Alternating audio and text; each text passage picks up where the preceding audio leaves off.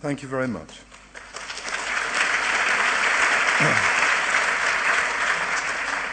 Well, good evening, everybody.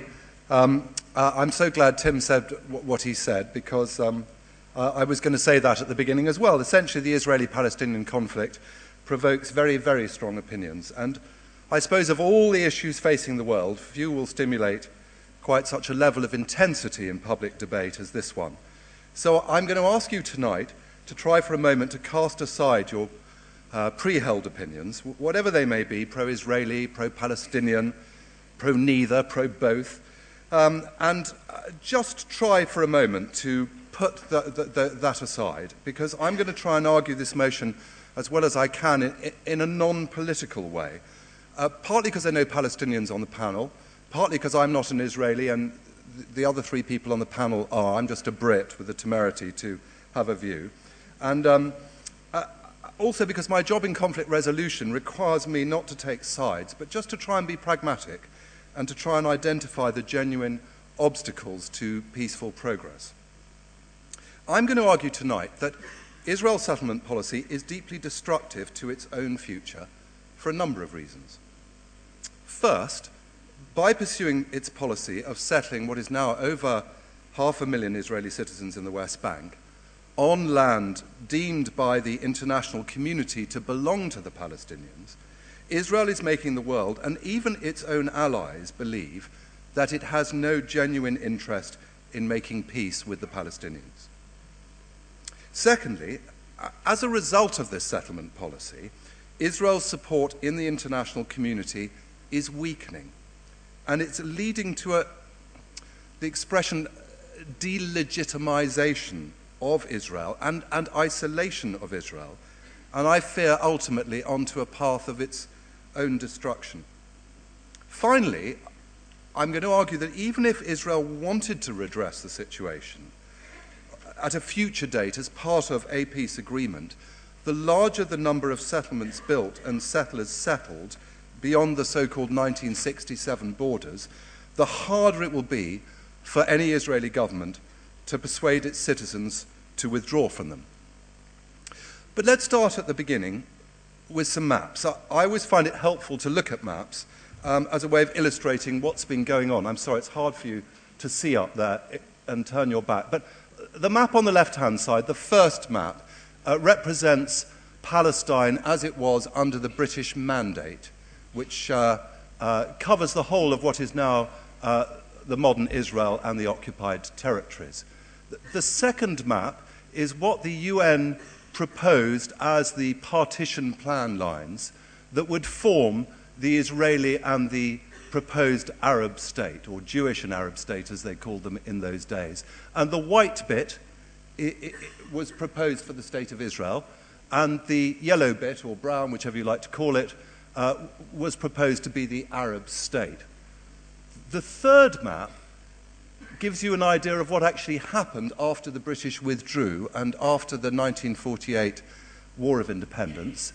And the one before would have given Israel, I think, about 55% of the land, and the Arabs about 45%.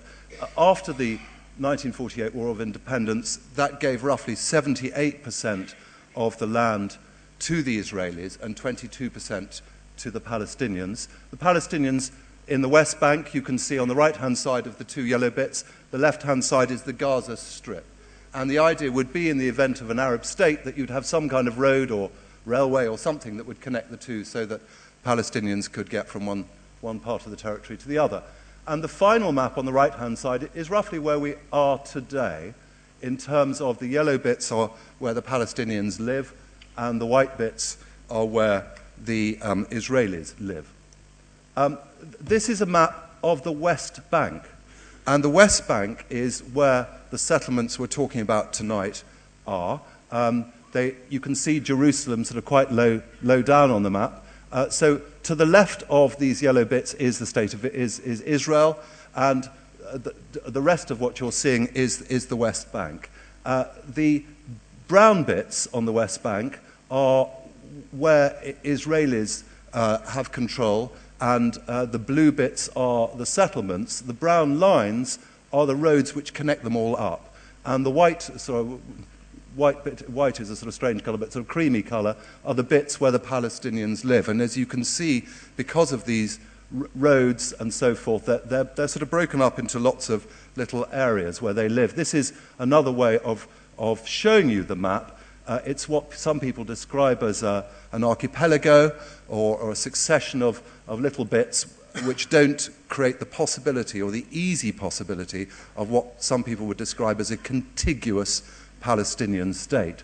Just as importantly, if I go back a map, you can see that the whole brown bit on the right is what connects up to the border with Jordan, with the River Jordan, and that is all under Israeli control. So if that bit remains so, and the Palestinians didn't have that, the Palestinians wouldn't have an independent border. So that gives you, I think, an idea of where we are today, how people live today. Now, over the last 25 years or so, there's been a peace process in progress, as you know, led by successive United States administrations. The process has been attempting to secure a peace agreement between Israeli and Palestinian leaders, leading to a creation of a Palestinian state. And that Palestinian state, as I said, would be the Gaza Strip and that whole West Bank area. But during the period of the peace process, successive Israeli governments have settled about 550 to 600,000, Danny will tell us the exact amount, Israeli citizens on Palestinian land. That's in the West Bank and East Jerusalem. Land that the international community have traditionally accepted as the basis for a future Palestinian state. This is what begs the serious questions. If the state of Israel is genuinely pursuing peace, why is it intent on settling its citizens on land that it would have to return? Why is it spending tens of millions of dollars every year on building projects of housing and infrastructure, roads and so forth, that would be unrecoverable? Cynics would say that this is because Israel is not interested in making peace. It has no genuine intention of creating a Palestinian state, but instead intends to take over the whole of the West Bank, creating an Israel from the River Jordan all the way over to the Mediterranean Sea. Given the nature of public debate in the current election campaign in Israel, this is not entirely far-fetched. There are plenty of members of the governing coalition who've publicly stated their opposition to a Palestinian state, let alone one that would be based, as the international community desires, on the pre-1967 borders. Leading Israeli politicians have in the last week advocated even the annexation of large tracts of the West Bank to secure them as permanent Israeli territory once and for all. And this may well, in fact, end up being a policy of the next Israeli government. So settlement building is continuing apace, not just within the existing settlements. New outposts are being established every year in the West Bank, and despite international criticism, even from Israel's closest ally, the United States, the process continues, often funded by donations from the United States, supported by tax breaks for US citizens who make these kinds of donations. So, given the rate of this settlement development, it's hard to find any international political figure who genuinely believes in the Israeli government's intent to seek peace with the Palestinians based on the 1967 borders, maybe with some land swaps, with a capital in East Jerusalem. And the rhetoric of the current Israeli election campaign, combined with these maps, tell a story, and I think you'd have to be a peculiarly credulous individual to believe a different story. Which brings me to my second point: Israel's waning support in the international community. In November, Mahmoud Abbas, the Palestinian president, apparently frustrated with the lack of any progress with the peace process, because, as he puts it, of Israel's continued settlement policies, went to the General Assembly of the United Nations in order to try and secure observer status for a Palestinian state. Now, in the vote, some 138 countries of the world voted in favour, 41 abstained, and only 8 countries of the 187 in the voting process, apart from Israel, voted against. These countries were the Marshall Islands, Palau, Nauru, and Micronesia, 4 tiny island states in the middle of the Pacific Ocean, Panama, the Czech Republic, Canada, and the United States. This is what is left of the international support for the State of Israel when it really needs it.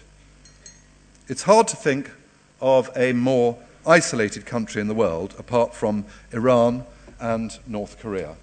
And for Israel to be able to rely on the support of, neither on the support of the UK, France or Germany, or even the Netherlands on this issue, is a rather dismal sign. So when Netanyahu announced the building of further settlements as a punishment for the Palestinians going to the UN for observer status, condemnation instantly appeared from none other than the US, Canadian and Czech diplomats who felt that their support in the UN vote had been betrayed. So where does this leave Israel? Well, if it continues its settlement policies and refuses to accept the international parameters of the peaceful two-state solution, then I believe the process of Israel's delegitimization, moral, political, legal, the thing it fears the most, will continue to develop apace. What are the alternatives? Well, there's a plausible alternative to a two-state solution, and it's a one-state solution where everyone, Jews and Palestinians, live together and are equal citizens in the same country. But this leads to the Jews being in a minority, an outcome unlikely to be plausible to Jewish Israelis and advocates of a Jewish state. Some Israelis are now advocating a one-state solution, but they would rather like to leave Gaza behind so they can ensure the Jewish majority, which is not likely to appeal to the outside world or obviously the Palestinians. So if it's not a two-state solution or a one-state solution, what do we call what's left? The current status quo. If Israel does not allow any prospect of statehood, freedom, genuine self-governance for the Palestinians, and with Israeli citizens having markedly different rights and standards of living to their Palestinian counterparts, and with Israel running out of friends on the international stage, the situation, I'm afraid, will inevitably lead to accusations from some countries in the world that this situation is one of apartheid. And that means that those countries will call for Israel's increasing isolation. In time, it will mean no more World Cups, no more Olympics. And my final point should be just as worrying for Israel. There are now so many settlers in East Jerusalem and the West Bank that even if an Israeli government wanted to make peace and withdraw hundreds of thousands of settlers back to Israel, it looks almost impossible to do. Every year, more and more settlers are becoming army officers, policemen, judges, politicians, the very people who will, if the time comes, have to supervise, orchestrate and legitimize the withdrawal of settlers from their home and their lands. The more settlers there are, the harder it will be to do, and it'll be harder for an Israeli government to be elected who advocates a withdrawal. Turkeys do not vote for Christmas, as they say in Britain. So that's my conclusion. It looks straightforward. I think it's pretty obvious when you look at the maps that the two-state solution is disappearing. The one-state solution is hardly going to be popular in Israel, and the support for Israel is going downwards, not upwards. I think in the long term this leads, tragically, that Israel is heading towards its own destruction, and that's why I support this motion. Thank you very much.